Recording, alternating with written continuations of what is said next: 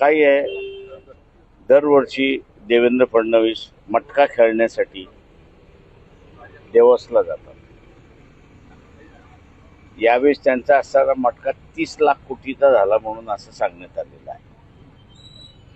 आम्ही असणारा देवेंद्र फडणवीसना विचारतो की तुम्ही दर वेळेस दावोसला मटका खेळायला जाता, त्या हिशेबाप्रमाणे आत्ता असताना बघितलं तर 1 लाख कोटीच्या वरती असणारी इन्व्हेस्टमेंट तुम्ही आणलेली आहे.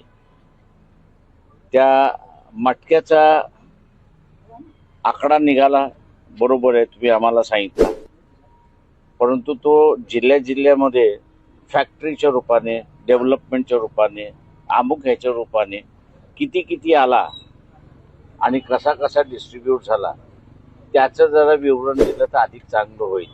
म्हणजे तो मटका खेळणं उपयोगात आहे की दुरुपयोगात आहे याला लोकांना निकाल लावता येईल.